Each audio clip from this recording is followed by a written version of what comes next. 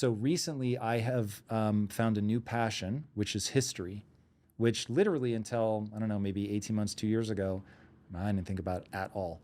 And now all of a sudden, Which type of history? Is it American history? Is it European history? Is it it's been more about my anchor was trying to understand how wrong bad ideas go. So this started with, I had an awakening to wokeness, which you and I were talking about before we Sure. started rolling. So it completely caught me off guard. I didn't know it was a thing until it was fully baked. right? And so I encountered it in its final Pokemon form, and it took me so off guard. I was like, what the fuck is this? It was completely disorienting. And so it was like that moment where I'm seeing the entire world now from a totally different perspective that I did not even know existed. And so I was like, huh. And I didn't have, to your point, if somebody had asked me, like, why does it unnerve you that gender is a spectrum? Like, why do you have like an uneasy feeling when somebody says that? Because I don't have a problem with somebody's transgender. I don't have beef with that. Live your life, do your Me thing. too. But yet, when somebody's like, gender is a spectrum, then I'm like, that doesn't sit well with me, and I'm not sure why yet. And so anyway, as I start going down that road, I realize, oh, actually, my bigger problem is people saying that I'm bad for questioning that. So my real beef is people saying I can't look at an idea. And so this is all for me. A lot of this really kicked off during COVID. So I also have people telling me I can't question anything about that. So I start to get this really uneasy feeling about, why are people telling me I can't look at ideas?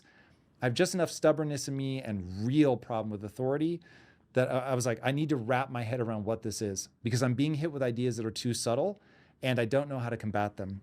Obviously, you discover Jordan Peterson as you go on this journey. And so I start looking at, he was the one that introduced me to the Gulag Archipelago. So I read that and was like, holy shit. You learn about Mao, you read about Mao, then you just start thinking about humans very differently. So anyway, it's been things like that. So I haven't targeted a given area. At first, it was just learning about Mao, Stalin, and Hitler, and like really getting my head around that, and then the American West, and like how people can kill and not seem to have a problem with it. So anyway, that's a Can, long-winded answer to a very can simple I? question. I'm going to tie a few of these things together. Please. So, we were talking earlier about how you can incorporate evolutionary thinking in many different disciplines. So there is a very, very small group of people who are called Darwinian historians, whereby they study historical realities using a Darwinian lens. You follow what I mean? Yep. Now, what would be an example of that? So there is a woman called Laura Betzik, who is a Darwinian historian, one of the few who could call herself that, where she did a study, a content analysis of the Old Testament, which is a historical document, where she wanted to demonstrate that the content of the Old Testament contains certain fundamental evolutionary principles. So, what did she do? So, we know from evolutionary theory and just from life in general that one of the ways that men, well, the main way that men vary in terms of their sexual opportunities is their social status. All other things equal, the higher my social status, the more sexual opportunities I have. Okay? Because that is the universal attribute that women seek most often, irrespective of the culture and irrespective of the fact that the way that social status is measured varies across cultures. In one culture, it might be the number of cattle that I have. In the other culture, it might be that I have an Ivy League degree. In another one, it might be that I have how many zeros I have in the bank account. But what is clear is that no woman has ever said, give me an apathetic, pear-shaped, nasal-voiced, unemployed guy. Let's have sex. I'm really turned on. That's okay? the guy. That's the guy, okay?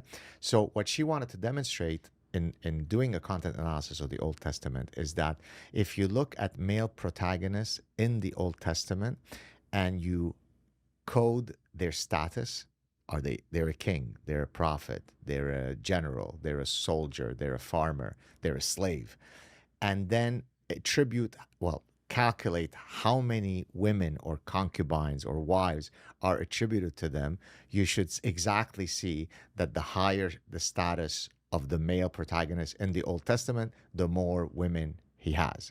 And guess what? That's exactly what she found. So in this case, she's looking at arguably the most important historical document in Judeo-Christian tradition, and she's applying a Darwinian lens, which speaks to our earlier discussion when I talked about Darwinian literary criticism, which is looking at actual documents, conducting an analysis of those documents, say literature, using an evolutionary lens. So that's the reason why I love evolutionary psychology so much, because once you learn the coherence, the parsimony, the explanatory power that the framework gives you, you're done, man. You've solved all the world's problems. At least you can explain all of the phenomena. That's really interesting. So bringing this back to how we ended up here, which is the idea of new perspectives, as you get a wider body of knowledge, you're able to see things from a different perspective. Once you can line up those perspectives, now all of a sudden you can rotate the object however you want to see things from a given lens. That's very useful in terms of understanding other people. And there's really two ways, I think, incessantly about what I want this show to be and what I want people to take away and what the unifying factor is, which either on camera or off, I may try to persuade you to try to bring more unity to your brand, is one, I don't want to get trapped in an oversimplification. Two, I really want to be exploring different things, different perspectives. The reason I want to explore different perspectives is so I can see life, the beautiful game of life, from as many different angles as I can. One, so that I can't be controlled by it. So, the matrix has you kind of thing. If you understand the matrix and how it works, then you can, in a metaphor, you can manipulate it to your will. In reality, you can get close to the idea of a reality distortion field where you're not really sort of changing the construct of the matrix, but when somebody's been parasitized by an idea, it doesn't have to infect you because you understand how ideas come to be. And so helping myself and then letting the audience go along for the journey of, oh, here's a new perspective to look at this thing from, to your idea of nomological thinking. It's very interesting. So understanding other people and understanding how the world works. And by understanding others, you will understand yourself, which is where this whole interview started. But by the way, as someone who studies decision making, I end up being horrible at making certain decisions, notwithstanding that how they say physicians heal thyself. Right. So linking what I'm about to say to knowledge. So one of the most perplexing situations in terms of my experiencing choice paralysis happens in the following situation. My wife and I and kids are, let's say, leaving on a trip. Therefore, I know I have to pick a book or two to bring with me on vacation. I empathize with this so hard, I'm going to get a cramp. Is that really? 100%. So my wife will look at me and say, "We're leaving in 2 days. Please begin your agony," because I will sit like a complete homeless guy in my study because I've got hundreds of books that I've yet to read. And I just keep going through all of them saying, oh, maybe I think it's this one. No, I think it's this. I think this is the one. And then I start panicking about the fact that there is so much knowledge only in that room that I've yet. So imagine whatever knowledge I have right now, however little or much it is, there is so little that I know compared to what I could know. And then I have this really difficult, anxious moment. And then I pick a few books. Maybe you want to ask me which books I picked for this trip? Please. So I brought a book by Edith Hall, who's a classicist. How do I know that name? She's a classicist and there's a book on Aristotle that I'm reading. Definitely not why I know her. Okay. That's not how you know her? Definitely not. I wish I did. Okay. I've never read a book on Aristotle. I brought another book that's by a libertarian.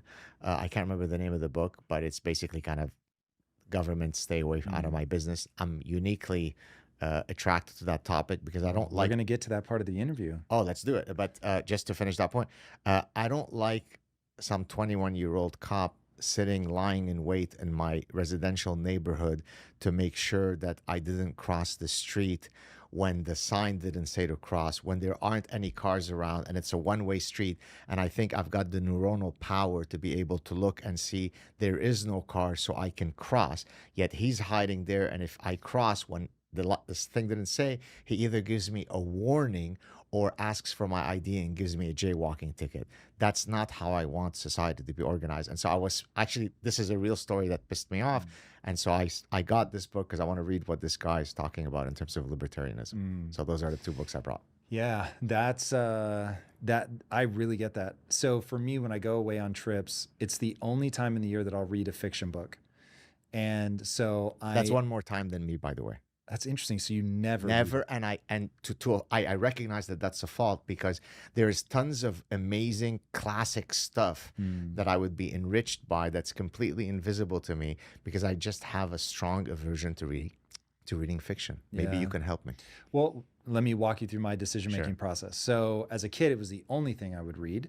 And so it opened me up to that world. I owe, and I know that this is not going to be a name you love, but I owe Stephen King a debt of gratitude. And he is the reason I read. And reading changed my life. Yes. And I still remember the opening line of the first book that I read by him. That was Carrie? No. Okay. The first book was The Gunslinger, the Dark Tower series. And my dad made an appeal to me because I said, I'm never reading another book. This is garbage. I don't know why people do this or like this. And he said, look, I'm going to recommend one more book. If you don't like this book, I'll never bother you again. Yeah. And so he gave me that book. From the first line, I was like, holy shit, this is interesting. So that changed my life. So for a long time, it was just fiction. And then I got to the point where you've given me such a cool way to understand what I've been chasing all these years with nomatological. Is that the right word? Nomological. Nomological. Thank you. I'll listen to the interview over and I will eventually learn this word. So the being able to really see the problem from a lot of different perspectives. And the way I always explained it to people is I read in swarms. And so I'll pick a topic and I'll try to see it from all different angles. And that I realized the density of information in a nonfiction book comes so rapid that I just couldn't bring myself to read fiction anymore because it was so slow. You get an insight, but the book usually takes one topic, explores it like a theme, and then you get their take on the theme. But just the density of information isn't there. And so I eschewed it for probably more than a decade. And then I might have been at my wife's encouraging. She was like, we're going on vacation. Why don't you take a fiction book? Because you're sort of lamenting that you never read fiction anymore. Why don't you take it? And so I did, and I found it incredible. And because in vacation, I'm not in I need the information to come fast. I just want to relax and enjoy something. Then I can enjoy it. But I can't enjoy it the rest of the time. Wow. And so, but on vacation, I will read one fiction book and it's a joy. Please email me after the show your 5 books that you think I must be reading in fiction world. The bad news is I read so little fiction. All I can do is recommend the ones I liked, which you may hate, but I will happily. Okay. So I don't know that I made a great pitch for why you should be reading more fiction, but that's I'll make a pitch for why I should be reading more Please. fiction. So we touched upon this before we started rolling. So the field of Darwinian literary criticism argues that the reason why we love literature so much and it grips us and it titillates us is because it is typically covering a set of fundamental evolutionary imperatives. And we discussed those earlier, right? Parent-child conflict, sexual jealousy, paternity uncertainty, the stuff of life, the evolutionary dramas. And so I think that there are ways for me as an evolutionist to see these mechanisms at play when it's encapsulated in a powerful story. We are a storytelling animal, so why don't I look for some of these evolutionary signatures in a great piece of literature? So that would be my pitch as to why I should be reading more fiction. If you like that clip, check out another powerful clip right here, and I'll see you there.